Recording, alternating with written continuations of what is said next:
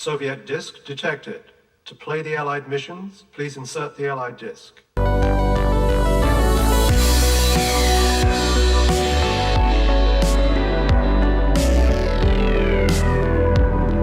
Hello everyone, I'm a Broken Robot. When it comes to the wild and wacky world of adult cartoons, there is no shortage of great family archetypes. Heck, some could even claim families have been a staple of adult animation since the breakout success of The Simpsons back in 1989. You'll have characters like Hank Hill and Bob Belcher showing us the model father figure in middle-class America, comedic kids like Stan Smith and Cleveland Brown Jr. always looking to get into mischief in the name of moving the plot along, and every family-centric cartoon needs a comedic youngster like Rollo Tubbs or Gina Falcone to get into trouble, often single-handedly carrying the B-plot in most episodes. Now, if The Simpsons are the most well-known adult animated family, I think it's safe to say that Seth MacFarlane's Griffin family is the second most well-known, with characters like Peter, Stewie, and Brian Griffin all being better known amongst Americans than high-ranking US politicians. Breaking out onto the scene in January of 1999, despite being cancelled and later revived, Family Guy quickly dominated adult animation in the early 2000s. Much like Bart Simpson before, Stewie Griffin had a brief renaissance with everyone and their grandmother owning a Stewie Griffin shirt or plushie. While in the first 3 seasons the Griffin family had their fair share of wacky and nonsensical adventures, things began to shift, with the core character writing of the iconic Griffin family turning for the worst in the name of cheap laughs. Something Family Guy's writers have leaned far more into in recent years.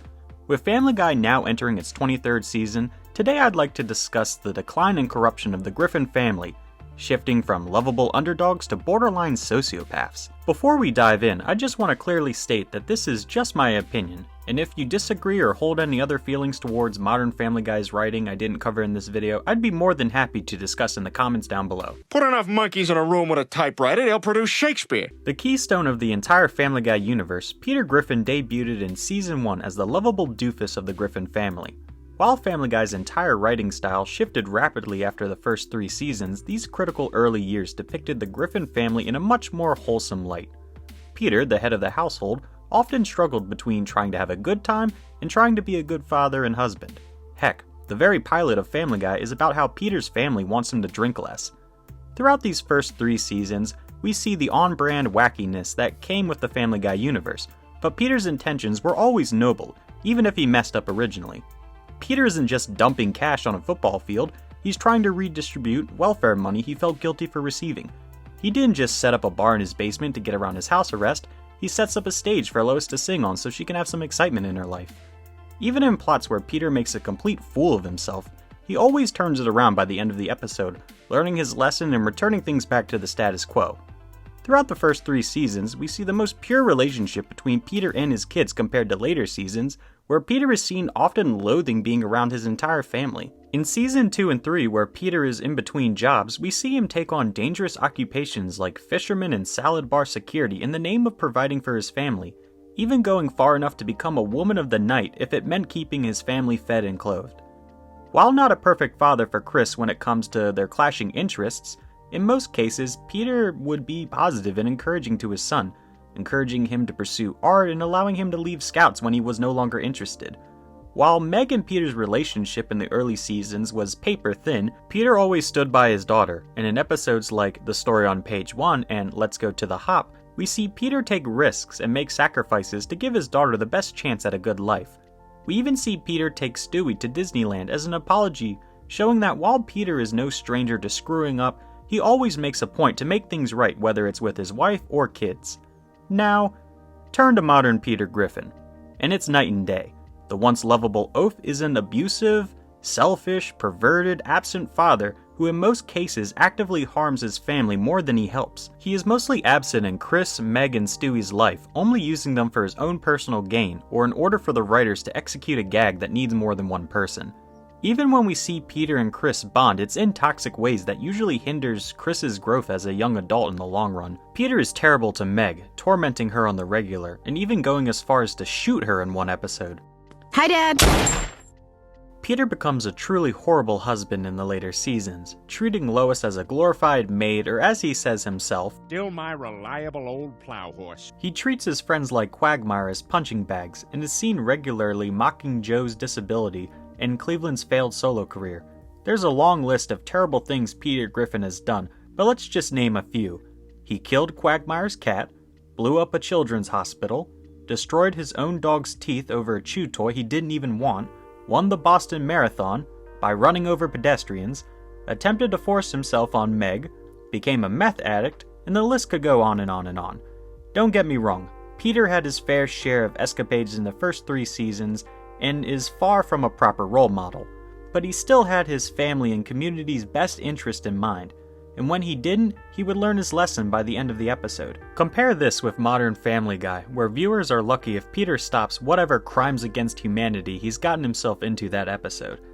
Wow, this is incredible!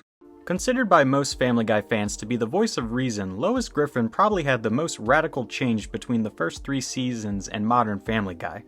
In full transparency, Lois is heavily flanderized in these first 3 seasons. She's a good mother and a good wife, and well, that's about it. But in terms of a character within the wider Family Guy universe, she had a heart of gold. Even though Lois had little depth in these early years, she was a key linchpin in the Family Guy story.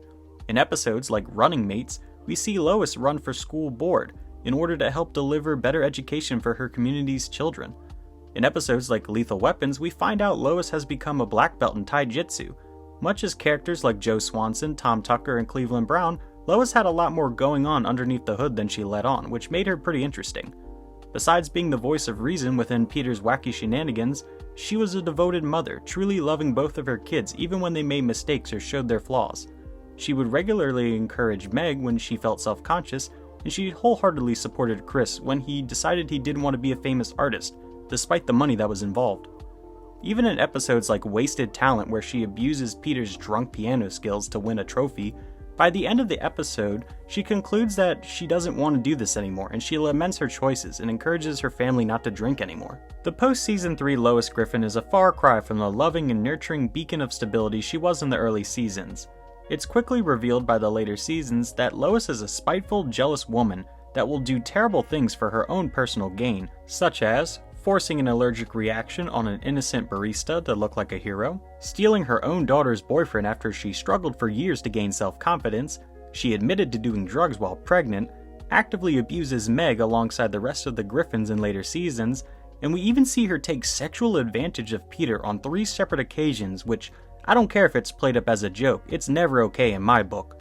While the continuity of Family Guy's canon and cutaway universes aren't black and white, even as early as season 6, Lois is nothing short of horrible, being spiteful towards Meg, and even rude to the few friends that she has, like Loretta and Bonnie. Lois isn't afraid to abuse others for short-term gain, making her no better than Peter in my book. Yeah, and they also have an orange Julius. Much like Meg in the first 3 seasons, and even after Family Guy's revival, Chris was a stereotypical American teenager. He liked comics, drawing, and pop culture. Movies! Chris, that's enough. Chris certainly wasn't the brightest bulb in the box, but compared to season 23, he's a freaking Einstein. Much like Lois, Chris was a pure-of-heart character, that when push came to shove, he made the right choices. In episode If I'm Dying, I'm Lying, Chris is shown to be honest, questioning why his father would want him to fake a terminal illness in order to get a B-list action show back on air. In the episode A Picture Worth $1,000, we see Chris make his father a beautiful painting, and later he turns down a chance at being a famous artist in order to be with his family, highlighting the loyalty Chris felt towards his family in the early seasons. While Chris did have some tropes of being a bit crude, it's nothing compared to the bumbling idiot we see in modern seasons. Chris might have been naive at first, but by season 9 he was nothing short of a creep. Take a sniff. And this will be my life now. While Chris, in terms of the Family Guy universe, is likely a victim of poor parenting from Lois and Peter, that doesn't discount his constant debauchery. In later seasons, we see Chris get into all kinds of nasty stuff like drugs, voyeurism, perverted hobbies, and just being downright a weirdo, and that's for adult animation standards. Sometimes the writers will throw him a bone when the plot requires it, but in most cases, Chris is the butt of an often sick joke. He can be seen in almost every episode harassing Meg, and at one point tried to cover up his younger brother's concussion, allowing it to get far worse. He stole a dead body from a morgue just to get into an R-rated movie, broke Brian's face with a chair so he could visit his ex-girlfriend, regularly commits acts of sexual deviance against women often without their knowledge, is attracted to animals, stalked his teacher, helped his sister rob elderly people in a retirement home, destroyed Brian's petition to end the ban on gay marriage so he could touch boob, kidnapped his own baby brother, and I could go on and on. Much like other Family Guy characters, the writers leaned into Chris's quirky nature in the early seasons and later cranked it up to 100, abandoning the humble, aspiring artist we saw in season 1 and 2. And don't get me started on the writer's weird obsession with Chris and Meg committing incest. Speaking of Meg, Dear Meg, for the first 4 years of your life, I thought you were a house cat. compared to the other main characters, Meg easily had the weakest presence in the first few seasons. Not quite becoming a walking punchline like in season 5 through 16, but not quite being the twisted sociopath we see in modern seasons. Originally, much like Chris, Meg was simply a teenage girl who cared about things like handbags, getting a hot date to the school dance, and being popular. In some episodes, we would see Meg's flaws, like lying about being a single mother to get better tips at her serving job, or accidentally joining a cult when she thinks she just made a new best friend. But she always tried to be a model to others, going as far as giving up her Birkin bag to save her brother, and giving up being a pop star so that way she could spend more time with her family. Many critics of the early seasons will claim that Meg's rapid character changes after the initial first 3 seasons were for the better, but I don't see how. It's well known among even the most casual of Family Guy viewers that Meg is the Griffin family's punching bag, regularly being abused physically, mentally, and emotionally. Ah, damn it, Meg! Hey, Meg, you got something on your shirt. Hi, Dad. Meg, your mother made soup for you. Here you go, honey. In the rare few times Meg fights back against her family's mistreatment, she's forced to return back to being the family's punching bag in order to keep the group together. While some could argue that Meg's negative qualities are a side effect of being abused for so long, she's no saint, committing such heinous acts like attempting to grape Brian, who might I remind you is a dog, was fully prepared to let her brother get date graped by her crush Kent, planted a gun on Bonnie to get her arrested, kept a baby in her locker at school, and regularly is getting involved in bizarre and sometimes illegal relationships. Meg might have not had much of a personality in the first 3 seasons, but was it worth turning her into a nihilistic abuser? Me? Am I supposed to say something? Stewie Griffin, much like Lois, has seen a huge change over the years, no thanks to Seth MacFarlane regularly using him as a stand-in for his own likes, dislikes, and opinions. Inspired by Bart Simpson, Seth MacFarlane established Stewie in the first 3 seasons as a play on the mischievous baby trope found in older cartoons. Stewie, much like Lois, suffered from heavy Flanderization, being hell-bent on killing his own mother and world domination. As time went on, Stewie would become a more well-rounded character. By season 2, he was often part of some of Family Guy's most iconic cutaways, and planted the seed of being partners with Brian on various misadventures. It was a nice play on being a baby genius, but still being a baby that does baby things. Not to mention that out of the entire Griffin family, Stewie had the best cutaways in the early seasons. After the famous Stewie kills Lois, Lois kills Stewie episodes, the writers grounded the character more, dropping the evil baby trope and depicting Stewie more as a baby genius, regularly using his intellect to get ahead. Even in episodes like Death is a B Word, we see Stewie fanboying over death himself. He still would do violent things, but only against people and things he saw as a threat to his place in the world. Now, I understand that in most cases, Stewie's evil acts are within character. We see him do things like flood Copenhagen or commit mass murder, but that's within his Bond villain archetype. Ironically enough, despite Stewie being the most evil Griffin character in universe, he's probably the most enjoyable to watch as the viewer, still having a lot of great writing built into him. Forget it. I'm just gonna lie down on the couch with my head on the armrest to accentuate how sad I am. Brian Griffin, much like Meg and Chris in the early years, didn't have a lot going on in the first half of season 1. Much like Lois, he was the voice of reason to counter Peter, and much like Chris, he was a sidekick to Peter on adventures. And even when he went off to do his own thing in the B-plot, it would usually never be anything too out of water. Brian was already a flawed character in these early years, struggling between being a dog and acting like a regular person. He had a bit of a drinking problem, and was constantly torn between getting involved in the world around him or sticking his head in the sand. In the early years, Brian was actually a fan-favorite character, but the only issue is that if Stewie Griffin was a mouthpiece for Seth MacFarlane to voice his likes and dislikes, then Brian Griffin was absolutely used as a mouthpiece for Seth MacFarlane to voice his political grievances. You know, I like Hillary Clinton. I don't care what anyone says. But besides this, he was honestly a stand-up character. In episodes like Brian, Portrait of a Dog, we see Brian help his family. Initially, he doesn't want to participate in a dog show, but inevitably swallows his pride in order to win his family much-needed prize money. In the episode Brian in Love, we see Brian struggle with his feelings of affection for Lois, ending with him and Lois admitting that they value each other's friendship too much to let Peter get in the way of it. The iconic Brian Wallows, Peter Swallows Season 3 episode shows Brian develop a relationship with an elderly woman named Pearl. After realizing she's more than what she lets on, Brian grows to truly care for this woman, attempting to give her a chance at a great life before she tragically passes away. Even in episodes like Brian Does Hollywood, Brian could get everything he ever dreamed of. Fame, fortune, the recognition he so desperately craves throughout the entire show, but it wouldn't be worth it without his family by his side. As more seasons were produced, many online became self-aware early that Brian Griffin was a mouthpiece used by show creator Seth MacFarlane. Whether it's his love for big band jazz, desire to get pot legalized, or Brian's questionable takes on politics, Brian increasingly became a self-insert character for Seth MacFarlane. By the end of season 12, Brian went from an aspiring writer to a washed-up failure who sits around the house drinking, writing stories he'll never finish, and overall being, well, kind of a jerk. Why's Limbaugh coming here? Don't they have bookstores at the Nazi fascist fat camp where he is a counselor?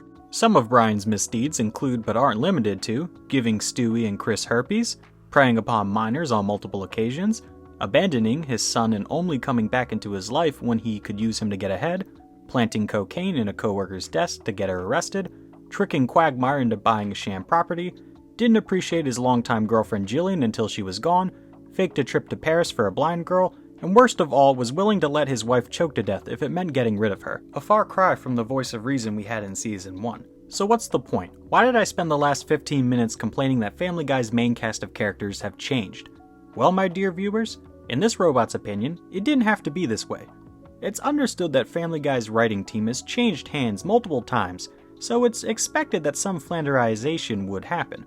But why did the Griffin family have to become so selfish and so mean-spirited? Instead of Peter's selfishness being brought to the forefront, why not his overprotectiveness of his wife and family?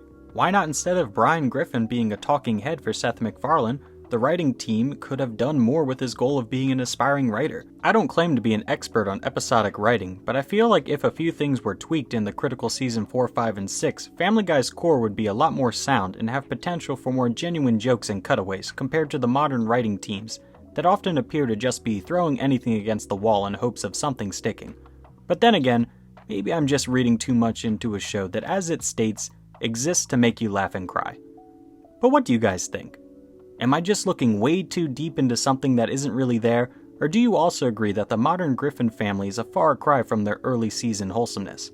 I'd be more than happy to discuss in the comments down below, but more than anything, I'm so thankful to have each and every one of you in my audience today. I know it's been a while since I've uploaded a video, and I appreciate you guys being patient with me. You guys truly make the show possible. If you like what you see, hit that like button. That way I know you guys want more content, and it helps me out personally in the YouTube algorithm. So hey, thanks a bunch. Don't forget to subscribe and join the Robot Factory today. We cover a wide variety of topics here on the Broken Robot Show, from gaming, interesting stories, commentary, and even history, so there's always something for everyone here on the show. I hope you all have a great day, avoid that evil monkey, and stay cool.